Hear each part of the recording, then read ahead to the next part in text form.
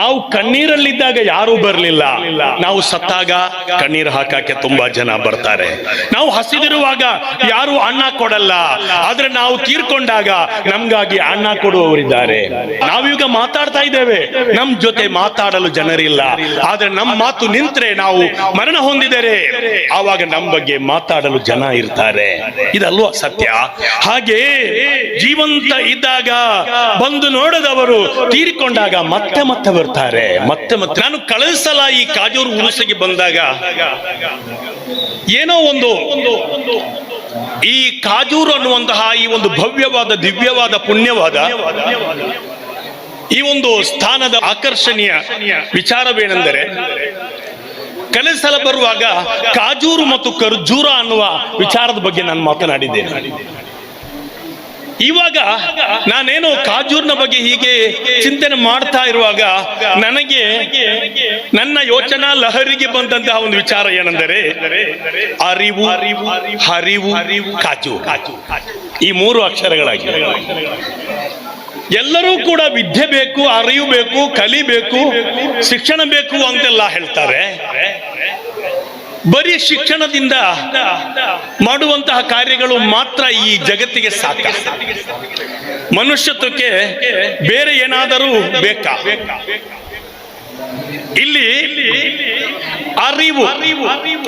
ಅರಿವೇ ಮುಖ್ಯವಾಗಿದ್ದರೆ ಇವಾಗ ಡಿಗ್ರಿಗಳು, ಕೋರ್ಸುಗಳು, ಬೇರೆ ಬೇರೆ ವ್ಯವಸ್ಥೆಗಳು, ಡಿಪ್ಲೊಮಾ, ಬೇರೆ ಬೇರೆ ರೀತಿಯಲ್ಲಿ ಯೂನಿವರ್ಸಿಟಿಗಳು ವಿದ್ಯೆಯನ್ನ ವ್ಯಾಪಕವಾಗಿ ಪ್ರಚಾರಪಡಿಸುವಂತಹ ವ್ಯವಸ್ಥೆಗಳು ಇವಾಗ ಇದೆ. ಹಿರಿಯರ ಕಾಲದಲ್ಲಿ ಇಲ್ಲದಂತಹ ವ್ಯವಸ್ಥೆಗಳು ವಿದ್ಯಾ ಕ್ಷೇತ್ರದಲ್ಲಿ ಇದೆ. ಆದರೆ ಅಲ್ಲೊಂದು ಸಂಶಯ ಮೂಡುತ್ತದೆ, ಅದೇನೆಂದರೆ ಆವಾಗ ಶಿಕ್ಷಣ ಇರಲಿಲ್ಲ, ಅರಿವು ಇರಲಿಲ್ಲ, ಅಕ್ಷರಜ್ಞಾನ ಇರಲಿಲ್ಲ, ಆದರೆ ಸಂಸ್ಕಾರಕ್ಕೆ ಯಾವುದೇ ಕೊರತೆ ಇರಲಿಲ್ಲ. ಇವಾಗ ವಿದ್ಯೆ ಇದೆ, ಡಿಗ್ರಿ ಇದೆ, ಕೋರ್ಸು ಇದೆ, ಡಿಪ್ಲೊಮಾ ಇದೆ, ಉತ್ತರೋತ್ತರವಾಗಿ ವಿದ್ಯೆಯಲ್ಲಿ ಮುಂದೆ ಸಾಗುವಂತಹ ಬೇರೆ ಬೇರೆ ವ್ಯವಸ್ಥೆಗಳಿವೆ. ವ್ಯಾಸಂಗದ ನಂತರ ಮತ್ತೆ ವ್ಯಾಸಂಗ, ಹೀಗೆ.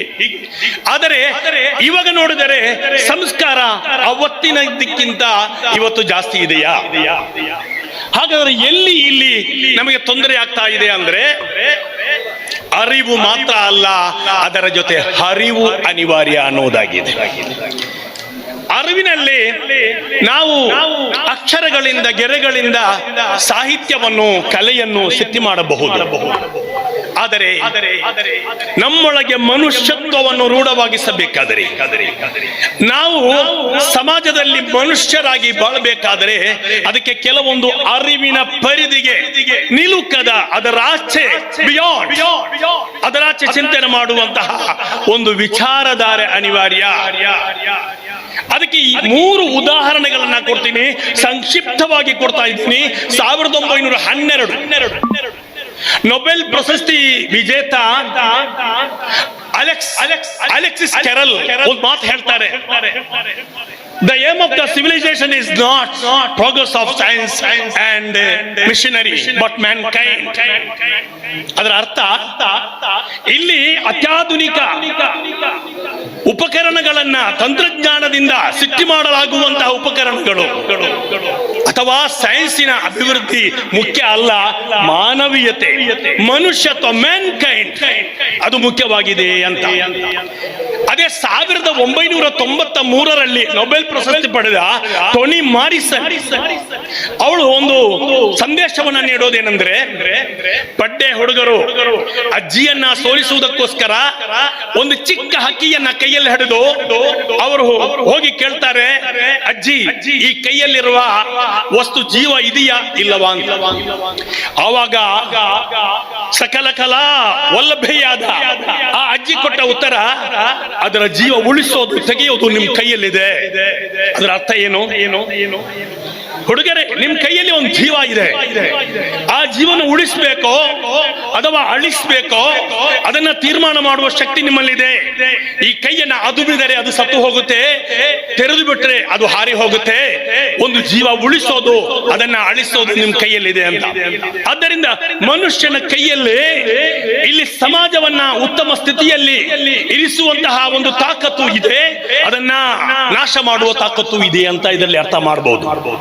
ಮೂರನೆಯದಾಗಿ ಮೊನ್ನೆ ತಾನೇ ನೊಬೆಲ್ ಪ್ರಶಸ್ತಿ ಪಡೆದಂತಹ ಜೆಫ್ರಿ ಹಿಂಟನ್ ಹೇಳ್ತಾರೆ, ಅದೇನೆಂದರೆ ನಾವು ಮಾಡಿದಂತಹ ಅತ್ಯಾಧುನಿಕ ವಸ್ತುಗಳು, ತಂತ್ರಜ್ಞಾನಗಳು, ಇದರಿಂದ ನಮ್ಮಲ್ಲಿ ಕಾರ್ಯಾಚರಿಸುವಂತಹ ಆರ್ಟಿಫಿಷಿಯಲ್ ಇಂಟೆಲಿಜೆನ್ಸ್, ಕೃತಕ ಬುದ್ಧಿಮತ್ತೆ, ಈ ಕೃತಕ ಬುದ್ಧಿಮತ್ತೆ ಇದೆಯಲ್ಲ, ಇದು ಮನುಷ್ಯತ್ವವನ್ನು ನಾಶ ಮಾಡುತ್ತೆ ಅಂತ. ಅದರ ಮುಂದೆ 20 ವರ್ಷ ಇನ್ನು ಮುಂದೆ ದಾಟಿದರೆ ದೊಡ್ಡ ಇಂಟೆಲೆಕ್ಚುಯಲ್ ಆಗಿರುವ ವ್ಯಕ್ತಿ ಕೇವಲ 3 ವರ್ಷ ಮಾತ್ರ ಪ್ರಾಯವಿರುವ ವ್ಯಕ್ತಿಯಾಗಿ ಬದಲಾಗ್ತಾನೆ. ನಮಗಿಂತ ಮೊದಲು ನಾವು ಮಾಡಿದ ವಸ್ತುಗಳು ಮುಂದೆ ಹೋಗ್ತದೆ ಅಂತ. ಇದರ ಅರ್ಥ ದೊಡ್ಡ ಗಂಡಾಂತರ ನಾವು ಮಾಡಿದ ವಸ್ತುವಿನಲ್ಲೇ ಇದೆ. ಹೇಗೆ ಅಂದ್ರೆ, ರೇಷ್ಮೆ ಹುಳ ಗೂಡು ಕಟ್ಟಿ ಸುತ್ತಿ ಸುತ್ತಿ ಗೂಡು ಕಟ್ಟಿ ಅದರೊಳಗೆ ಸಾಯುವ ಪರಿಸ್ಥಿತಿ. ಮನುಷ್ಯನು ಮಾಡಿದ ಅತ್ಯಾಧುನಿಕ ತಂತ್ರಜ್ಞಾನದಿಂದ, ಮನುಷ್ಯನ ಅರಿವಿನಿಂದ, ಆಧುನಿಕ ಟೆಕ್ನಾಲಜಿಯಿಂದ ಮಾಡಿದಂತಹ ವಸ್ತುವಿನಿಂದ ಮನುಷ್ಯತ್ವ ಹಾಳಾಗುತ್ತದೆ ಅಂತ 2024ರ ನೊಬೆಲ್ ಪ್ರಶಸ್ತಿ ಜೆಫ್ರಿ ಹಿಂಟನ್ ಹೇಳುವುದಾದರೆ, ಅದರಿಂದ ಹೊರಗೆ ಬರುವ ಆ ವ್ಯವಸ್ಥೆ ಯಾವುದು? ಮನುಷ್ಯತ್ವವನ್ನ ಹುಡುಕುವ ಆ ವ್ಯವಸ್ಥೆ ಯಾವುದು? ಕಾಜೂರ್ ಅನ್ನುವುದು ಅದರ ಒಂದು ವ್ಯವಸ್ಥೆಯ ಭಾಗವಾಗಿದೆ. ಇಲ್ಲಿ ಇರುವಂತಹ ಆಧ್ಯಾತ್ಮಿಕತೆಯ ಆ ಒಳಹರಿವು ಅದಾಗಿದೆ. ಅರಿವಿನೊಂದಿಗೆ ಹರಿವು ಅನಿವಾರ್ಯ. ಉಜ್ವಲವಾಗಿ ಚಿಲುಮೆಯಾಗಿ ಅರಿವನ್ನ ಧಾರೆ ಎರೆಯುವಂತಹ, ಉಜ್ವಲವಾಗಿ ನೀರು ಹರಿಯುವ, ರಭಸವಾಗಿ ಹರಿಯುವಂತಹ ಒಂದು ಹರಿಯುವಿಕೆ, ಅದು ನಮ್ಮ ಚೇತನದ ಗುಣಮಟ್ಟವನ್ನ ಎತ್ತರಿಸಬೇಕು ಎನ್ನುವುದಾಗಿದೆ. ನಾವು ಖಂಡಿತವಾಗಿಯೂ ವಿದ್ಯಾ ಕೇಂದ್ರಗಳಿಂದ, ಯೂನಿವರ್ಸಿಟಿಗಳಿಂದ ಪಡೆಯಲು ಸಾಧ್ಯವಾಗದ, ಸರ್ಕಾರದ ಸವಲತ್ತುಗಳಿಂದ ಪಡೆಯಲಾಗದ ಒಂದು ಶಕ್ತಿಯನ್ನ ಪಡೆಯಲು ಕಾಜೂರ್ ಅನ್ನುವಂತಹ ಇಂತಹ ದರ್ಗಾ ಕೇಂದ್ರಗಳಿಂದ ಪಡೆಯಲು ಸಾಧ್ಯ ಅನ್ನುವುದನ್ನು ಕೂಡ ನಾವು ಮನವರಿಕೆ ಮಾಡಬೇಕಾಗಿದೆ. ಆದ್ದರಿಂದ ಮಹನೀಯರೇ, ಈ ಸಂದರ್ಭದಲ್ಲಿ ನನಗೆ ಇಲ್ಲಿ ಪ್ರಸ್ತುತಪಡಿಸಲು ಇರುವ ವಿಚಾರವೇನೆಂದರೆ, ಆ ಚೇತನದ ಗುಣಮಟ್ಟವನ್ನು ಏರಿಸುವ ಆ ಪ್ರಯತ್ನಗಳಿಂದ ನಮ್ಮೆಲ್ಲರನ್ನು ಜೊತೆಯಾಗಿಸಲು ಸಾಧ್ಯ. ಜಾತಿ, ಮತ, ಪಂಥ, ಗ್ರೂಪ್, ಪಾರ್ಟಿ ಎಲ್ಲದರ ಆಚೆಗೆ ಬಿಯಾಂಡ್, ಅದರ ಆಚೆಗೆ ಚಿಂತನೆ ಮಾಡುವ ಒಂದು ವಿಚಾರಧಾರೆ ಇದೆ. ಅದಾಗಿದೆ ಒಳಹರಿವು. ಚೇತನ ಮಟ್ಟವನ್ನ, ನಮ್ಮ ಹೃದಯದ ಆ ಮಟ್ಟವನ್ನ ಏರಿಸುವ ಉತ್ತಮವಾದಂತಹ ಒಂದು ಸಂದೇಶ, ಎಲ್ಲರನ್ನು ಒಳಗೊಳ್ಳುವ, ಎಲ್ಲರನ್ನು ಸೇರಿಸುವ. ಅದಕ್ಕೊಂದು ಚಿಕ್ಕ ಉದಾಹರಣೆಯನ್ನ ಕೊಡಲು ನಾನು ಬಯಸುತ್ತೇನೆ. ಅದೇನೆಂದರೆ, ಈಸಾ ಅಲೈಹಿ ಸಲಾತು ವಸ್ಸಲಾಂ ಅವರು ದಾರಿಯಲ್ಲಿ ಹೋಗ್ತಾ ಇರ್ತಾರೆ. ಹವಾರಿಯೇನ್ ಅವರ ಅನುಚರರು ಹಿಂದಕ್ಕೆ ಇರುತ್ತಾರೆ. ದಾರಿಯಲ್ಲಿ ಹೋಗುವ ಈ ಒಂದು ದೃಶ್ಯವನ್ನ ಕಂಡಾಗ ಅಲ್ಲೇ ಪಕ್ಕದಲ್ಲಿ ಒಬ್ಬ ಕೆಟ್ಟವ ಇದ್ದ. ಅವನು ಸಂಸ್ಕಾರದಲ್ಲಿ, ಸ್ವಭಾವದಲ್ಲಿ, ಎಲ್ಲದರಲ್ಲಿ ಅವನು ಕೆಟ್ಟವನಾಗಿದ್ದ. ಆದರೆ ಅವನೊಳಗೆ ಒಂದು ಅರಿವಲ್ಲ, ಹರಿವು ಬಂತು. ಅದೇನು ಗೊತ್ತಾ? ನಾನು ಕೆಟ್ಟವನು, ನನಗೆ ಒಳ್ಳೆಯವನಾಗಬೇಕು, ಉತ್ತಮನಾಗಬೇಕು. ಆದ್ದರಿಂದ ನಾನು ಇವರ ಜೊತೆ ಸೇರಿದರೆ ನನಗೆ ಒಳ್ಳೆಯವನಾಗಬಹುದು ಅನ್ನುವ ಆ ಒಂದು ಒಳಗಿನ ಹರಿವು ಅವನೊಳಗೆ ಜಾಗೃತವಾಗುತ್ತದೆ. ಹಾಗೆ ಆತನೇನ್ ಮಾಡ್ತಾನೆ? ಕೂತಲ್ಲಿಂದ ಎದ್ದು ಅವರ ಹಿಂದೆ ನಡೆಯುವ ಪ್ರಯತ್ನವನ್ನು ಮಾಡುತ್ತಾನೆ. ಹಾಗೆ ಹತ್ತಿರ ಒಳ್ಳೆಯವರ, ಉತ್ತಮರ ಜೊತೆ ಸೇರಬೇಕೆಂಬ ಆ ಬಯಕೆ, ಭಾವನೆಗಳು ಅವನೊಳಗೆ ಮೂಡಿದಾಗ ಅಲ್ಲಿ ಈಸಾ ಅಲೈಹಿ ಸಲಾತು ವಸ್ಸಲಾಂ ರವರ ಹಿಂದೆ ಹೋಗುವ, ನಡೆದಾಡುವ ಆ ಅನುಚರರು, ಅವರಲ್ಲಿ ಒಬ್ಬರು ತಿರುಗಿ ನೋಡುತ್ತಾರೆ. ಅವರಿಗೆ ಅನುಮಾನ ಬರುತ್ತೆ, ಕೆಟ್ಟವ ಸಂಸ್ಕಾರವಿಲ್ಲದವ ನಮ್ ಜೊತೆ ಬರ್ತಾ ಇದ್ದಾನೆ, ವೇಗವಾಗಿ ಹೆಜ್ಜೆ ಹಾಕ್ತಾ ಇದ್ದಾನೆ, ಇಲ್ಲ ಹಿಂದಿನಿಂದ ಕೆಟ್ಟವ ಬರ್ತಾನೆ, ಆದ್ದರಿಂದ ನಾವು ಸ್ವಲ್ಪ ಬೇಗ ನಾವು ನಡಿಬೇಕು, ನಾವು ಅಂತರ ಕಾಯ್ದುಕೊಳ್ಬೇಕು. ನೋಡಿ ಇಲ್ಲಿ ಕೆಟ್ಟವ ಅವನ ಮನಸ್ಸಿನಲ್ಲಿ ಇರೋದೇನು, ಒಳ್ಳೆಯವರ ಜೊತೆ ಸೇರಿದಾಗ ನನಗೂ ಒಳ್ಳೆಯವನಾಗಬಹುದಲ್ವಾ ಅನ್ನುವಂತಹ ಒಂದು ಚಿಂತನೆ, ಉತ್ತಮವಾದ ಚಿಂತನೆ. ಆದರೆ ಒಳ್ಳೆಯವನ ಮನಸ್ಸಿನಲ್ಲಿ ಬಂದದ್ದು ಕೆಟ್ಟವನು ನನ್ನ ಜೊತೆ ಸೇರೋದಾ, ಕೆಟ್ಟವನ ಜೊತೆ ನಾನು ಸೇರೋದು ಅನ್ನುವುದಾಗಿತ್ತು. ಆದರೆ ಆ ಸಂದರ್ಭದಲ್ಲಿ ಅಲ್ಲಾಹನ ಆ ದಿವ್ಯ ಸಂದೇಶ ಈಸಾ ಅಲಿಹಿ ಸಲಾತು ವಸ್ಸಲಾಂ ಅವರಿಗೆ ನೀಡಲಾಗುತ್ತದೆ. ಅದೇನೆಂದರೆ ಅವರಿಗೆ ಹೇಳಿ, ಅವರು ಈ ತನಕ ಮಾಡಿದ ಕಾರ್ಯಗಳು ಎಲ್ಲವೂ ಮುಗಿದು ಹೋಗಿದೆ, ಮನ್ನಿಸಲಾಗಿದೆ. ಅದರ ಅರ್ಥ ಕೆಟ್ಟವನ ಕೆಡುಕು ಹೊರಟು ಹೋಗಿದೆ, ಒಳ್ಳೆಯವನ ಆ ಒಳ್ಳೆಯತನವು, ಸಂಸ್ಕಾರವು, ಅವನ ಸತ್ಕರ್ಮವು ಹೋಗಿದೆ. ಏನು ಕಾರಣ? ಇಲ್ಲಿ ನಾವು ಮನವರಿಕೆ ಮಾಡಬೇಕಾದದ್ದು, ಈ ಸಮಾಜದಲ್ಲಿ ಎಲ್ಲರನ್ನು ಜೊತೆ ಸೇರಿಸುವ, ಕೆಟ್ಟವನನ್ನು ಜೊತೆ ಸೇರಿಸುವ ಮನಸ್ಸು, ಒಳ್ಳೆಯವರೊಂದಿಗೆ ಸೇರುವ ಮನಸ್ಸೊಂದು, ಮತ್ತೊಂದು ಒಳ್ಳೆಯವರಿಗೆ ಕೆಟ್ಟವರನ್ನು ಸೇರಿಸಿಕೊಳ್ಳುವ ಮನಸ್ಸು. ಈ ರೀತಿ ಪರಸ್ಪರ ಜೋಡಿಸುವ, ಸೇರಿಸುವ, ಜೊತೆಯಾಗಿ ನಡೆಯುವ ಸುಂದರವಾದ ಪರಿಕಲ್ಪನೆಯ ಒಳಹರಿವಿನ ಆ ಒಂದು ದಿವ್ಯ ಸಂದೇಶ ಈ ಕಾಜೂರಿನಲ್ಲಿದೆ. ಈ ಕಾಜೂರು ನೋಡಿ ಎಲ್ಲರನ್ನು ಸೇರಿಸಿಕೊಳ್ತಾ ಇದೆ, ಎಲ್ಲರನ್ನು ಜೊತೆಯಾಗಿ ಕೊಂಡೊಯ್ಯುವ ಪ್ರಯತ್ನ ಮಾಡ್ತಾ ಇದೆ. ಅದಾಗಿದೆ ದಿವ್ಯತ್ವದ, ಅದೇ ಒಳಹರಿವಿನ, ಆಂತರ್ಯದ, ಹಾಗೆ ನಮ್ಮ ಆ ಚೇತನದ ಆ ಒಂದು ಗುಣಮಟ್ಟವನ್ನ ಏರಿಸುವಂತಹ ವಿಚಾರ ಅನ್ನೋದರಲ್ಲಿ ಯಾವುದೇ ಸಂದೇಹವಿಲ್ಲ. ಈ ಮಹಾನುಭಾವರು ಯಾವ ರೀತಿಯಾಗಿ ಉನ್ನತಿಗೆ ಏರಿದರು ಅನ್ನುವುದು ಇಲ್ಲಿ ನಾವು ಒಂದು ವಿಚಾರವಂತೂ ವಿಚಾರ ಸತ್ಯವಾಗಿದೆ. ಈ ಮಹನೀಯರು ನಮಗೆ ತೋರಿಕೊಡುವಂತಹ ವಿಚಾರ, ಮನ್ ಖಾಫಲ್ಲಾಹ್, ಅಲ್ಲಾಹನನ್ನು, ಜಗದೊಡೆಯನನ್ನು ಯಾರು ಹೆದರುತ್ತಾರೆ, ಖಾಫಹು ಕುಲ್ಲು ಶೈ, ಆತನನ್ನು ಎಲ್ಲವೂ ಹೆದರುತ್ತದೆ. ಮನ್ ಫನಾ ಫಿಲ್ ಹಕ್, ಒಬ್ಬನು ಸತ್ಯವನ್ನು ಅರಿತು, ಸತ್ಯವಾದ ನಿಯಾಮಕನ ಬಗ್ಗೆ ಅರಿತುಕೊಂಡು, ಅಲ್ಲಾಹನ ಬಗ್ಗೆ ಅರಿತುಕೊಂಡು ಅದರಲ್ಲಿ ಮುಳುಗಿ ಹೋದರೆ ಅದರ ಹಕೀಕತ ಕುಲ್ಲಿಮಾ ಹುವ ಮೌಜೂದ್, ಈ ಜಗತ್ತಿನಲ್ಲಿ ಏನಿದೆ ಗೋಚರ ಅಗೋಚರ ಸಕಲ ಚರಾಚರಗಳ ಆ ಹಕೀಕತೆ, ಅದರಲ್ಲಿರುವ ತತ್ವವೇನು, ಅದರಲ್ಲಿರುವಂತಹ ವ್ಯವಸ್ಥೆ ಏನು, ಈ ಜಗತ್ತನ್ನು ಯಾತಕ್ಕಾಗಿ ನಿರ್ಮಾಣ ಮಾಡಲಾಗಿದೆ ಅನ್ನುವ ಅರಿವು, ಒಳಹರಿವು ಅದಾಗಿದೆ ನಮ್ಮಲ್ಲಿ ಒಡಮೂಡಬೇಕಾದದ್ದು. ಸತ್ಯವಂತೂ ಇದಾಗಿದೆ. ಈ ಜಗತ್ತು ಜನರಿಗಾಗಿ, ವಲ್ಲರ್ಲ ವಲಾಹ ಲಿಲ್ ಅನಾಮ್, ಈ ಭೂಮಿ ಜನರಿಗಾಗಿ, ಜನರೋ ಅಲ್ ಖಲ್ಕು ಇಯಾಲುಲ್ಲಾಹ್, ಭೂಮಿ ಜನರಿಗಾಗಿ, ಭೂಮಿಯಲ್ಲಿರುವ ಜನರೋ ಅಲ್ಲಾಹನ ಕುಟುಂಬ. ಈ ಅರಿವನ್ನು ನಾವು ಅರಿತುಕೊಂಡಾಗ ನಾವು ಒಂದು ವಿಚಾರವಂತೂ ಮನವರಿಕೆ ಮಾಡಬೇಕು, ತಜೀರೀದು ಸಿರ್ರಿ ಅಮ್ಮಾಸಿವಲ್ಲಾಹ್, ಆ ದಿವ್ಯ ಪುರುಷರು ನಮಗೆ ತೋರಿಕೊಟ್ಟಂತಹ ಮಹನೀಯವಾದ ಸಂದೇಶ ನಮ್ಮ ಹೃದಯವನ್ನು, ನಮ್ಮ ಒಳ ಆ ಶಕ್ತಿಯನ್ನು ಅಲ್ಲಾಹನಿಗಾಗಿ ಮೀಸಲಿಡುವುದಾಗಿದೆ. ಅಲ್ಲಿ ಬೇರೆ ಏನೂ ಇಲ್ಲ. ಆ ರೀತಿಯಲ್ಲಿ ನಾವು ಬದಲಾವಣೆಯನ್ನು ಕಂಡುಕೊಂಡಾಗ, ಆ ದಿವ್ಯ ಪುರುಷರ ಆ ಮಹಾತ್ಮೆಯನ್ನು ನಾವು ಕಂಡುಕೊಂಡು ನಾವು ಎಲ್ಲವನ್ನು ಅರಿತುಕೊಂಡಾಗ, ಅಲ್ಲಾಹು ಬಾಕಿನ್ ಲಾ ಫನಾ ಅಲ, ಅಲ್ಲಾಹನೇ ಅವನು ಚಿರಂತನು, ಅವನಲ್ಲದೆ ಬೇರೆ ಯಾವುದೂ ಇಲ್ಲ, ಬಾಕಿ ಇರುವುದೆಲ್ಲವೂ ಫನಾ. ಆದ್ದರಿಂದ ಈ ಸತ್ಯವನ್ನು ಅರಿತುಕೊಂಡಾಗ ಕುನ್ ಮ ಅಲ್ಲಾಹ್ ಔ ಮನ್ ಕಾನ ಮ ಅಲ್ಲಾಹ್, ನಾವು ಯಾರ ಜೊತೆ ಇರಬೇಕು? ಅಲ್ಲಾಹನ ಜೊತೆ.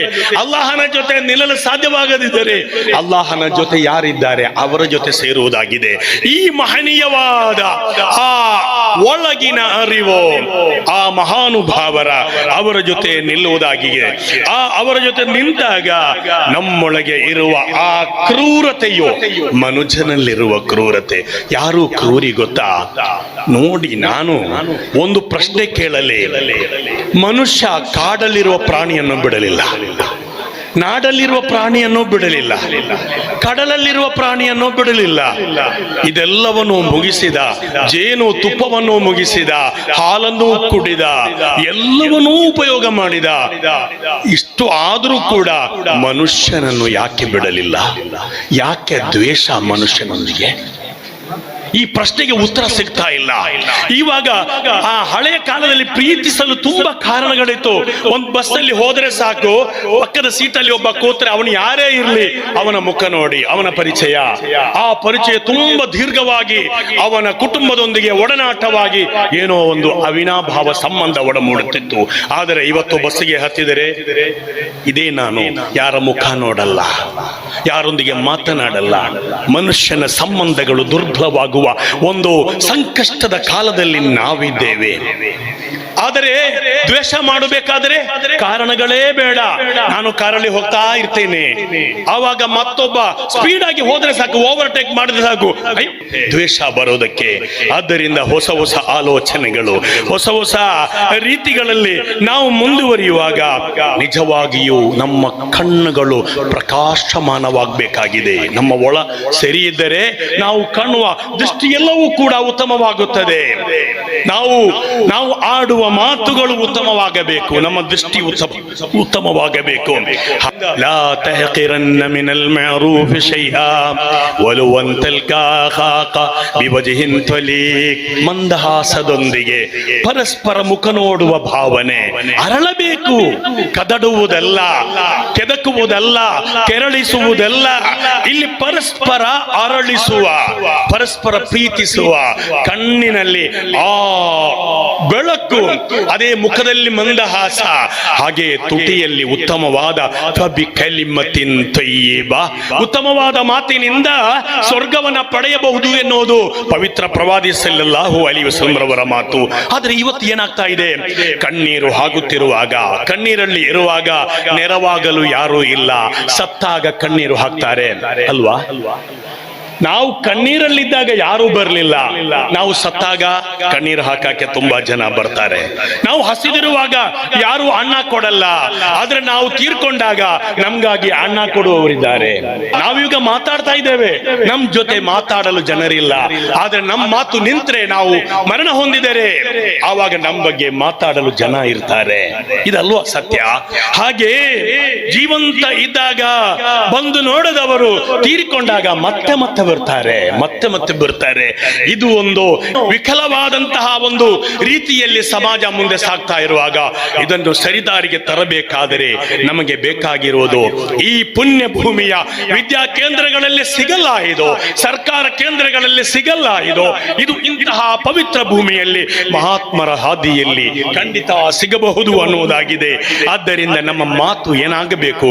ಬಾತ್ ಹಿ ರಾಹೇ, बात मोती है, बात हीरा है, बात मोती है, बात लाखों को लाज है, बात लाखों को लाज है, बात हीरा है, बात मोती है, बात लोगों को लाज है।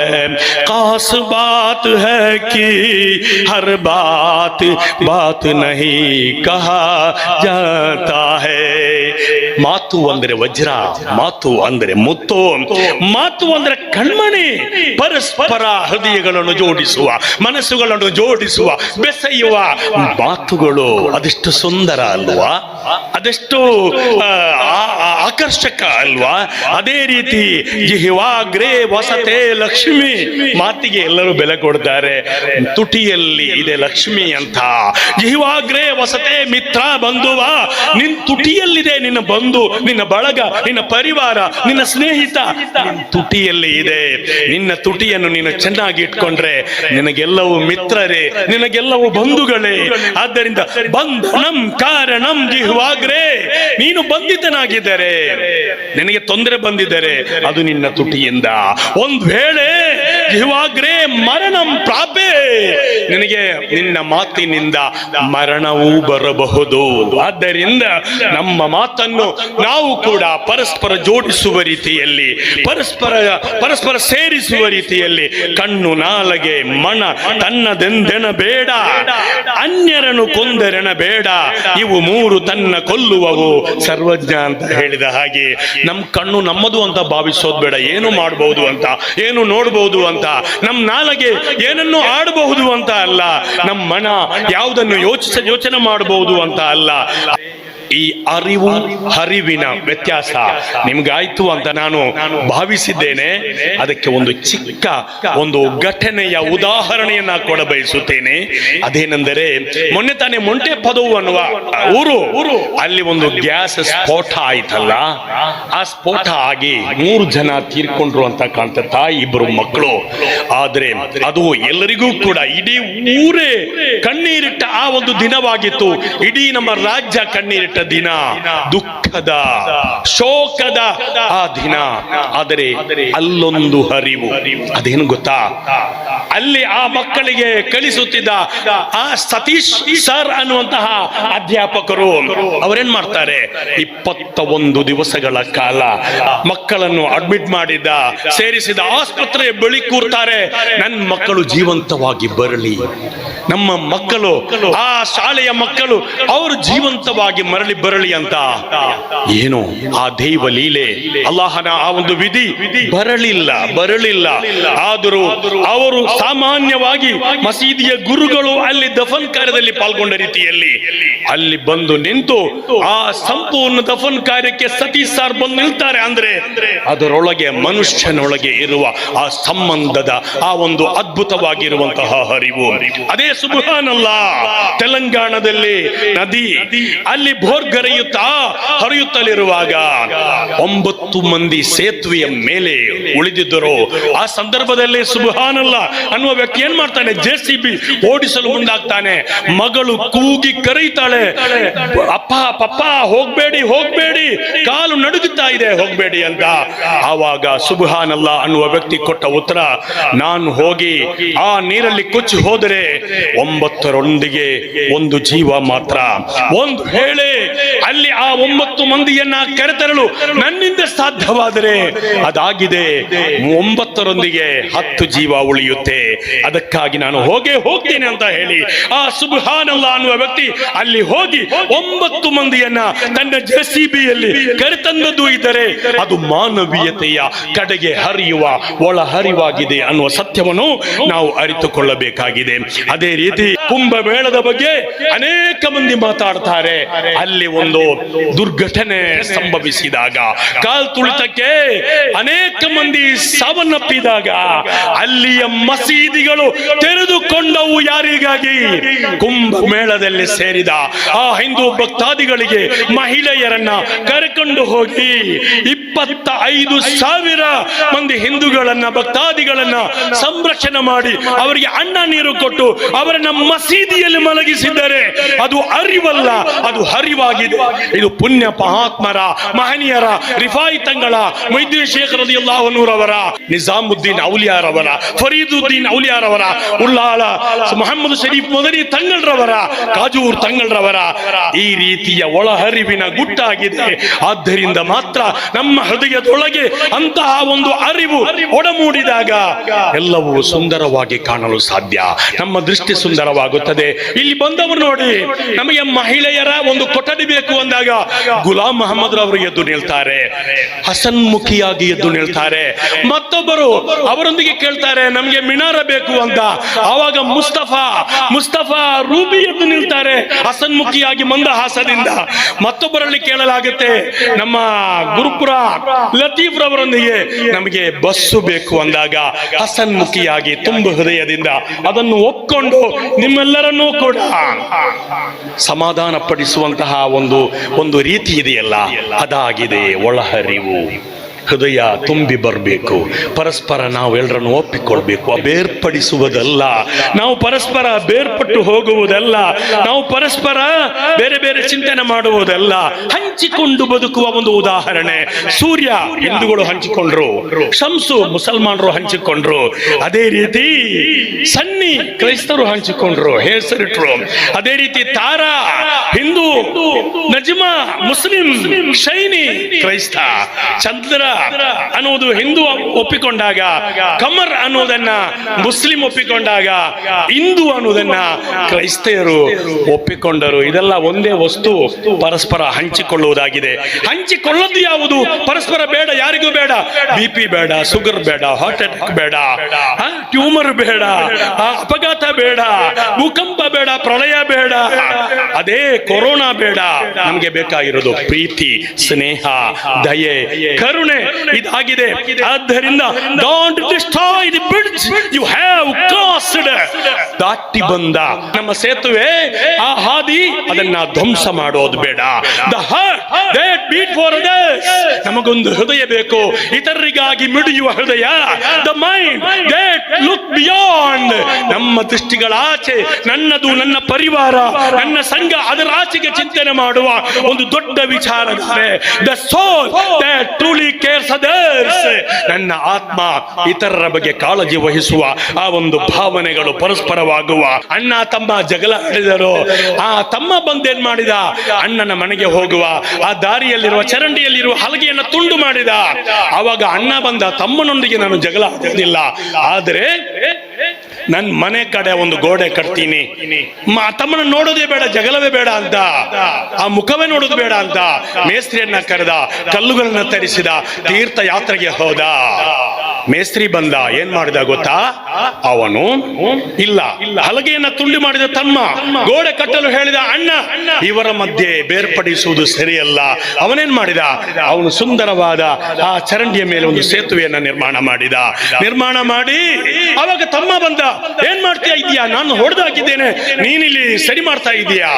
ಇಲ್ಲ, ಅಣ್ಣ ಯಾತ್ರೆಗೆ ಹೋಗುವಾಗ ನನ್ನೊಂದಿಗೆ ಹೇಳಿದ್ದಾನೆ, ತಮ್ಮ ಒಬ್ಬನೇ ಇರೋದು, ನಾನು ಇರಲ್ಲ, ಆದ್ದರಿಂದ ಏನೋ ತೊಂದರೆ ಬಂದರೆ ತಮ್ಮನನ್ನು ಚೆನ್ನಾಗಿ ನೋಡಿಕೊ ಅಂತ ಹೇಳಿದ್ದಾನೆ. ಸುಳ್ಳು ಹೇಳ್ತಾನೆ. ತಮ್ಮನಿಗೆ ಆಯ್ತು, ಇಷ್ಟೊಂದು ಪ್ರೀತಿ ಮಾಡ್ತಾನೆ ನನ್ನ ಅಣ್ಣ ಅಂತ.